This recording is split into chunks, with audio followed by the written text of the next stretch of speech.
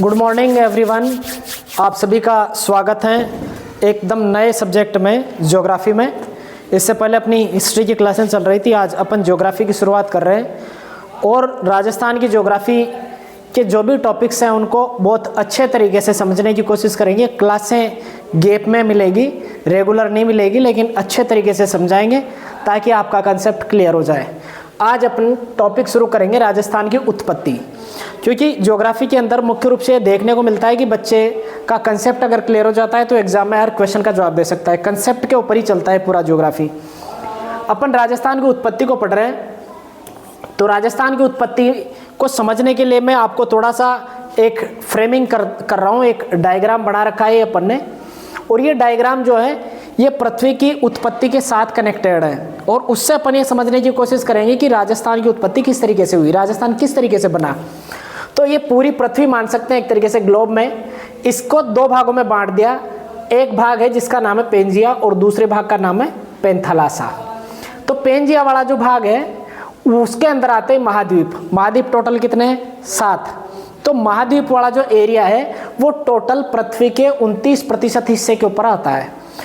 महाद्वीप वाला एरिया कितने परसेंट एरिया को घेरता है? 29% एरिया को घेरता है, ये पूरी पृथ्वी के को। जबकि ये जो नीचे वाला 71% एरिया है जिसको पेंथालासा नाम दिया गया है, पेंथालासा के अंदर मुख्य रूप से महासागर आते हैं। और टोटल महासागर कितने हैं? 5 हैं। महाद्वीप 7 है और महासागर 5 हैं, ये आपको ध्यान रखना है।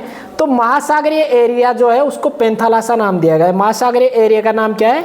पेंथालासा नाम दिया गया है उसको। और इसके अंदर सभी महासागर आते हैं। टोटल महासागर 5 है और इसके अंदर टोटल महाद्वीप जो है वो 7 है, आपको ध्यान रखना है। तो महासागरीय एरिया कितने प्रतिशत एरिया पर विस्तृत है? पूरी पृथ्वी के 71% भाग पर महासागर का विस्तार था उस समय जब पृथ्वी बनी थी। क्योंकि अपन पेंजिया से ही इसकी उत्पत्ति को समझने की कोशिश करेंगे, जहां से बना है वहां से।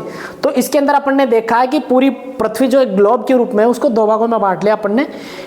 स्थलीय भाग जो है वो तो 29% एरिया है। टोटल ग्लोब का, टोटल पृथ्वी का 29% भाग क्या है? वो स्थलीय भाग है, जिसको अपन महाद्वीप मान सकते हैं। स्थल का मतलब जमीन वाला हिस्सा है। और उसके अंदर टोटल कितने परसेंट एरिया आता है? 29% एरिया उसके अंदर आता है। जबकि 71% जो एरिया है वो है जलीय भाग, जिसको एक तरीके से क्या मान सकते हैं अपन? पेंथालासा नाम उसको दे सकते हैं। और उसके अंदर महासागर आते हैं। तो मुख्य रूप से आपको दो चीजें ध्यान रखनी है। पूरी पृथ्वी स्टार्टिंग में 100% मानी, 100 में से 29% एरिया पर तो महाद्वीप थे, जिसको अपन ने पेंजिया नाम दिया। और सारे के सारे महाद्वीप एक साथ कनेक्टेड है। अभी तो अपन जिस रूप में मतलब नक्शे को देखते हैं ना, तो नक्शे में सभी चित्रे हुए एक दूसरे से अलग, काफी अलग अलग नजर आते हैं। लेकिन जब स्टार्टिंग में पृथ्वी बनी थी ना, उस समय सारे के सारे महाद्वीप और महासागर एक दूसरे के साथ कनेक्टेड थे। और उसी रूप को अपन समझने की कोशिश कर रहे हैं। अब अपन ने देखा है कि 29% पर पेंजिया है और 71% पर पेंथालासा यानी कि महासागर है। अब ये जो पृथ्वी बनी यानी कि पेंजिया और पेंथालासा का जो वर्गीकरण हुआ वो युग कौन सा युग माना जाता है? कार्बोनिफेरस युग के अंदर इसका विभाजन होता है। कौन से युग में होता है? कार्बोनिफेरस युग के अंदर इसका विभाजन होता है। तो मुख्य रूप से आपको ध्यान रखना है कि पेंजिया और पेंथालासा का विभाजन या विखंडन कौन से युग में हुआ है? तो वो है कार्बोनिफेरस युग। अब कार्बोनिफेरस युग में इसी एरिया को अपन ने यहाँ पर डिवाइड कर दिया, इसका विभाजन हो गया। तो विभाजन हुआ तो किस रूप में हुआ? इसका जो ये ऊपर वाला हिस्सा है, ये बीच वाला जो हिस्सा है, इसको नाम दिया गया है भूसन्नति, टेथिस भूसन्नति। क्या नाम दिया गया है इसको? टेथिस भूसन्नति। भूसन्नति यानी कि ऊपर वाला जो हिस्सा है उत्तरी भाग और दक्षिणी भाग जो है, इन दोनों के बीच वाला जो एरिया है उसको भूसन्नति कहा जाता है। और भूसन्नति ये किसका प्रतीक माना गया था? टेथिस सागर का। अब आगे अपन दिखाएंगे आपको कि टेथिस सागर था क्या। अपन पहले देखते हैं कि ये जो पेंजिया और पेंथालासा का जो सारा सिस्टम है ना, इसको दो भागों में बांट दिया गया था, उत्तरी भाग और दक्षिणी भाग। तो उत्तरी भाग का नाम था अंगारा लैंड। उत्तरी भाग को क्या कहा जाता था? अंगारा लैंड कहा जाता था। और दक्षिणी भाग को कहा जाता था गोंडवाना लैंड। आपको दोनों चीजें ध्यान रखनी है। पृथ्वी के उत्तरी भाग को किस नाम से जाना जाता था? अंगारा लैंड। और दक्षिणी भाग को गोंडवाना लैंड। तो अंगारा लैंड और गोंडवाना लैंड के बीच का जो ये एरिया है ना, इस एरिया को बोला जाता था टेथिस सागर। यानी कि एक तरीके से अपन वो देख लो, ये जो वाला हिस्सा है ना, इसमें ऊपर वाला मान के चलते हैं अपन तो महाद्वीपीय एरिया था और नीचे महासागरीय एरिया था। और इसमें अपन इस तरीके से समझ सकते हैं कि उत्तरी भाग अंगारा लैंड का भाग है और नीचा भाग गोंडवाना लैंड का भाग है, और बीच में जो है भूसन्नति है, यानी कि दोनों को जोड़ने वाला जो एरिया है ना, भूसन्नति का होता है दोनों को जोड़ने वाला एरिया, तो दोनों को जोड़ने का काम कर रहा है, उसको बोला गया था तैतीस सागर। तो ये कंसेप्ट आपका क्लियर होना चाहिए। नंबर एक चीज आपको ध्यान रखनी, 29% एरिया पर पेंजिया यानी कि महाद्वीप का विस्तार था। 71% एरिया पर पेंथालासा यानी कि महासागरों का विस्तार था। महाद्वीपों की संख्या 7 है और महासागरों की संख्या 5 है। 29% एरिया को पेंजिया कवर करता है और 71% एरिया को पेंथालासा कवर करता है।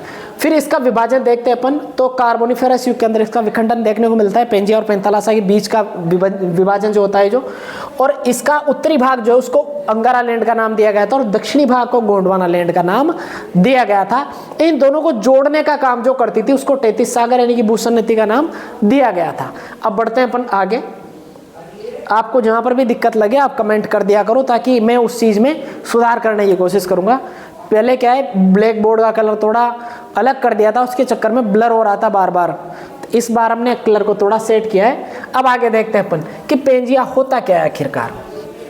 एक विद्वान है ज्योग्राफी के अल्फ्रेड वेगनर ने यह कहा था कि सभी महाद्वीपों और सभी महासागरों को संयुक्त रूप से पेंजिया कहा जाता है, यानी कि सातों महाद्वीप और पांचों महासागरों को जब जोड़ दिया जाता है ना, तो ये जो ग्लोब वाली स्थिति बनती है ना, उस पूरे एरिया को नाम दिया गया था पेंजिया। यानी कि प्रारंभिक रूप पृथ्वी का किस रूप में जाना जाता था, पेंजिया के रूप में जाना जाता था।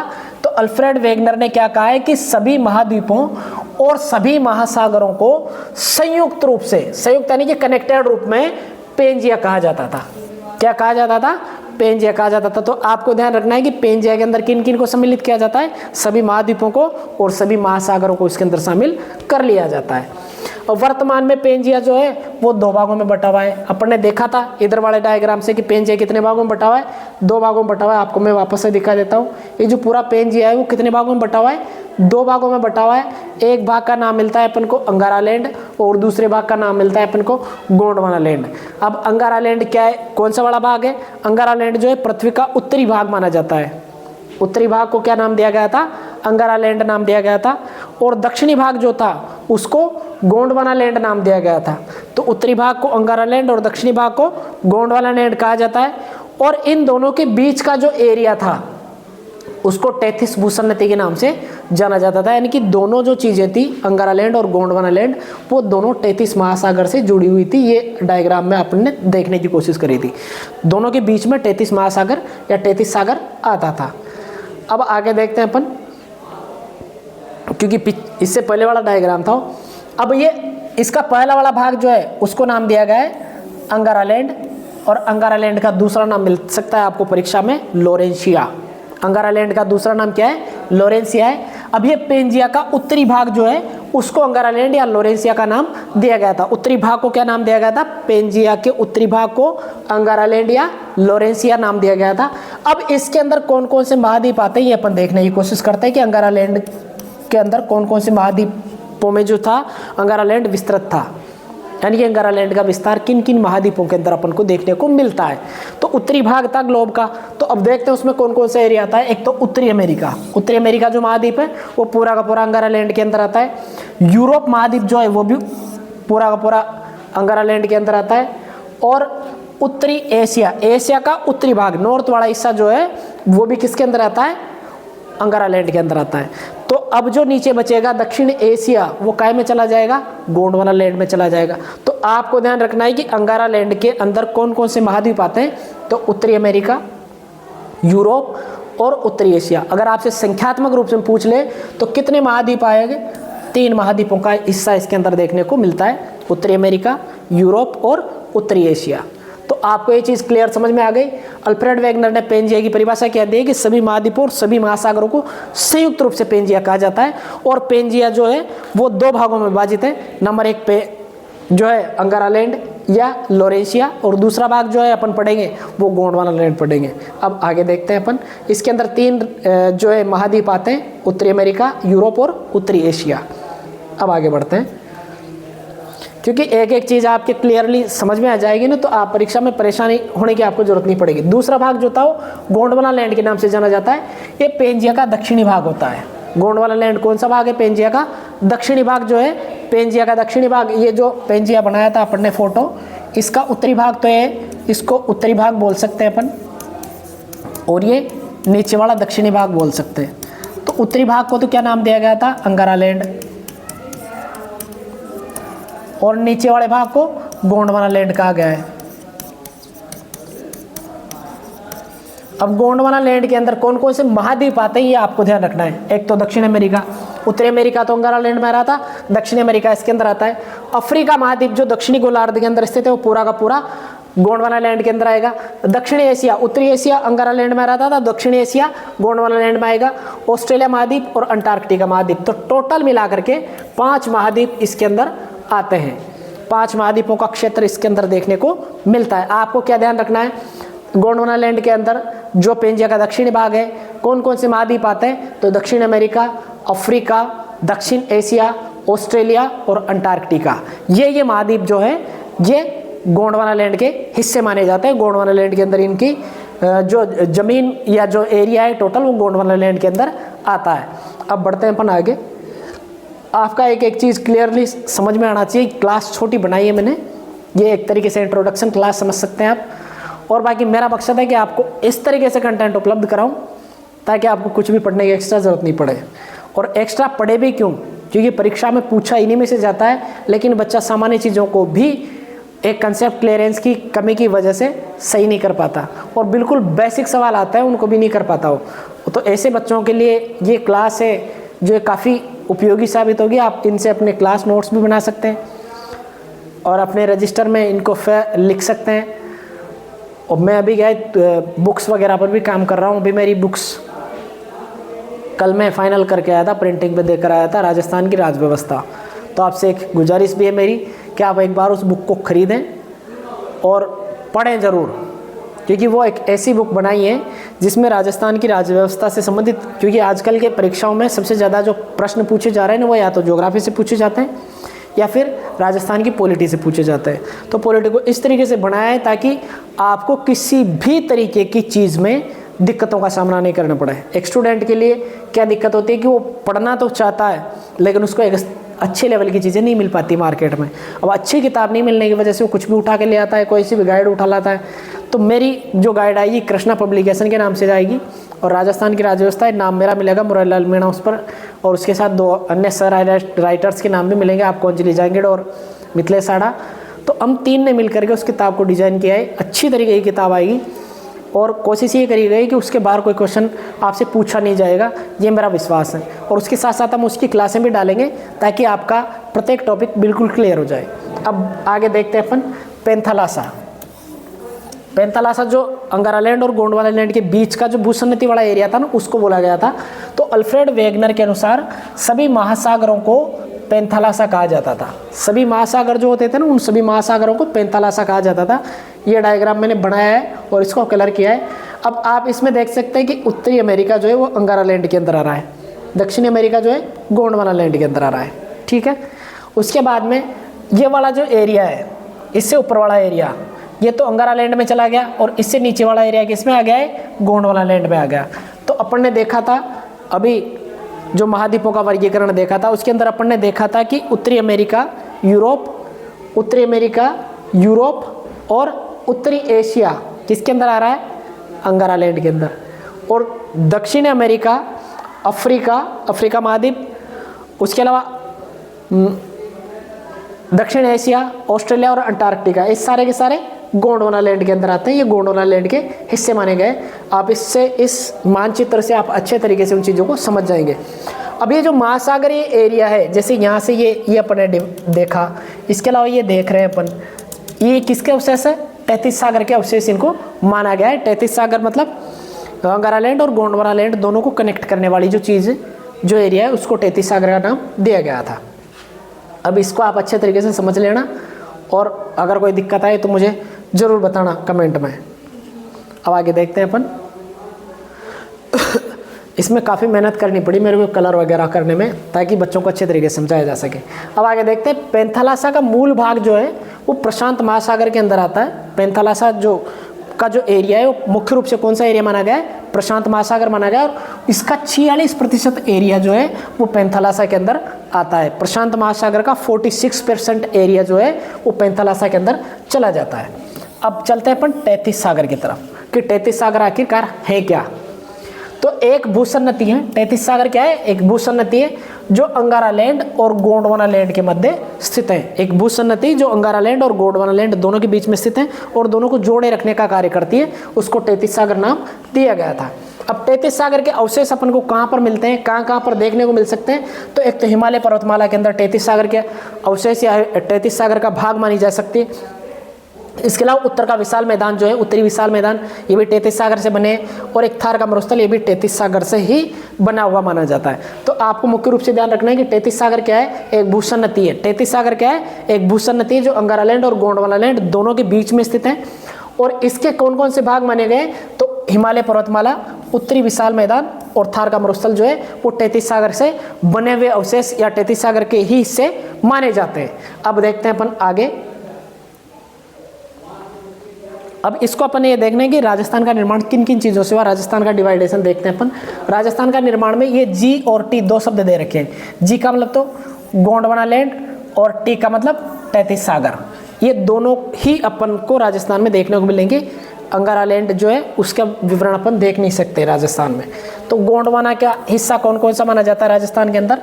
एक तो अरावली पर्वतीय प्रदेश और एक हाड़ौती का पठार, ये दोनों प्राचीनतम एरिया माने गए। राजस्थान के सबसे प्राचीनतम एरिया के बारे में पूछ ले तो या तो अरावली पर्वतीय प्रदेश मिलेगा या फिर हाड़ौती का पठार। अगर ऑप्शन में आपको अरावली पर्वतीय प्रदेश नहीं मिले तो हाड़ौती के पठार आपको आंसर बिना सोचे समझे ही टिक कर देना है, क्योंकि ये प्राचीनतम का भाग माना गया है। गोंडवाना क्या है? प्राचीनतम चट्टानें एक तरीके से देखा जाए तो गोंडवाना वाली, तो इनका अवशेष जो है अरावली पर्वतीय भाग के अंदर मिलता है और हाड़ौती पठार के अंदर गोंडवाना के अवशेष अपन को देखने को मिलते हैं, और इसको प्राचीनतम भाग बना गया है। अब ये जो अरावली पर्वतीय प्रदेश और हाड़ौती का पठार है भारत के प्रायद्वीपीय पठार का हिस्सा माने गए। भारत का जो प्रायद्वीपीय पठार अपन भारत के भूगोल में पढ़ेंगे तो उसका हिस्सा इसको माना जाता है। तो मुख्य रूप से गोंडवाना के अंदर तो क्या क्या आ जाएंगे? अरावली पर्वतीय भाग और हाड़ौती का पठार जो है गोंडवाना के अंदर आ जाएंगे। अब तैतीस सागर के अंदर देखते हैं कि तैतीस सागर के अवशेष कौन कौन से राजस्थान के अंदर। तो थार का मरुस्थल जो है वो तैतीस सागर का हिस्सा माना जाता है, और पूर्वी मैदान जो है ये भी तैतीस सागर का हिस्सा माना जाता है। अब ये प्राचीनतम भाग थे तो ये क्या है? नवीनतम भाग है, यानी कि सबसे नवीनतम भाग राजस्थान के भूगोल में पूछ ले कि राजस्थान के टोटल जो परिदृश्य भारत राजस्थान का, उसके सबसे नवीनतम भाग कौन कौन से हैं? तो थार का मरुस्थल और पूर्वी मैदान इसके नवीनतम भाग माने गए, और ये दोनों जो है ये भारत के उत्तरी विशाल मैदान का हिस्सा माने जाते हैं। भारत का जो उत्तर का जो मैदान है उसका हिस्सा इनको माना जाता है। तो ये अपनी इंट्रोडक्शन टाइप क्लास थी जिसमें अपन ने राजस्थान की उत्पत्ति को पढ़ा। अगर इसमें से गोंडवाना लैंड और तैतीस सागर दोनों को समझ में आ गया हो तो एक बार मैं वापस से देख लेता हूँ। गोंडवाना का हिस्सा माना जाता है अरावली पर्वतीय भाग और हाड़ौती का पठार, और तैतीस का अवशेष माना जाता है थार का मरुस्थल और पूर्वी मैदान। अब मेरा आपसे निवेदन ये है कि आप इन क्लासों को डेली देखें, डेली नोट्स बनाएं, और अपनी पास जो भी रेफरेंस बुक है जिसका आप इस्तेमाल कर रहे हैं उसको आप अच्छे तरीके से देख सकते हैं, और अच्छे तरीके से आप पढ़ने की कोशिश करें, तब जा करके आपका एग्ज़ाम के लायक एक अच्छा माहौल माइंड में क्रिएट होगा और आप एग्ज़ाम में निश्चित रूप से सफल होंगे। मैं आपसे वादा करता हूं कि आने वाले हर एक क्लास आपके लिए वरदान साबित होगी और आपको किसी भी परीक्षा के लिए कहीं पर भी भटकने की ज़रूरत नहीं पड़ेगी। एक साल के अंदर मैं सारे कोर्सेज आपको उपलब्ध करा दूंगा, सारे ही सब्जेक्टों के, भले ही मुझे दिन रात कितना भी काम करना पड़े इन चीज़ों पर, लेकिन बिना किसी पैसे की खर्च के आप घर बैठ के सारी चीज़ें पढ़ सकते हैं, और मेरे साथ जुड़ने पर आपको इसका फ़ायदा मिलेगा। साथ ही साथ आपको ऐसी किताबें उपलब्ध करवाऊंगा जो मैंने खुद ने लिखी है मेहनत करके, ताकि आपको कुछ भी कचरा पढ़ने की ज़रूरत नहीं पड़े। मार्केट में कोई सी भी किताब उठा कर लाने की आपको ज़रूरत नहीं पड़ेगी। आप सीधे जाएंगे, बुक उठाएंगे, उसको पढ़ेंगे, क्लास देखेंगे, बाकी निश्चिंत होकर आप एग्ज़ाम में जाइए, आपका कोई भी क्वेश्चन बाहर नहीं जाएगा। ये मेरा दावा है आपसे, क्योंकि मैंने 10 से ज़्यादा एग्ज़ाम पास किए हैं। मेरी बुक के पीछे कवर पेज पर आपको उन सारी चीज़ों की जानकारी मिल जाएगी कि मैंने कौन कौन से एग्ज़ाम पास किए। अब 10 से ज़्यादा सरकारी सेवाओं के एग्ज़ाम पास करना कोई हर किसी के बस का काम तो है नहीं कि चाहे जो लल्लू पंजू आदमी जा करके पास कर लेगा। तो आप अच्छे तरीके से उन चीज़ों को पढ़ें और मेरी बात को थोड़ा सीरियसली लें, और इन क्लासों को आप अपने छोटे भाई बहन या जो आपके परिवार वाले मिलने वाले जो है उन तक पहुँचाएँ, ताकि वो भी इन चीज़ों का फ़ायदा उठा सके। क्योंकि मैं भी ग्रामीण एरिया का आदमी हूँ, मुझे पता है कि ग्रामीण इलाके में किस प्रकार की दिक्कतों का सामना एक स्टूडेंट को करना पड़ता है, उसको किस प्रकार की परिस्थिति में जीना पड़ता है। तो मैं चाहता हूँ कि ग्रामीण पृष्ठभूमि के बच्चे भी आगे बढ़ें, सरकारी सेवाओं में जाएँ, ताकि अपने परिवार के लिए एक संबल प्रदान कर सकें और उन अपने परिवार का, गाँव का नाम रोशन कर सकें। बस आज के लिए इतना ही, धन्यवाद।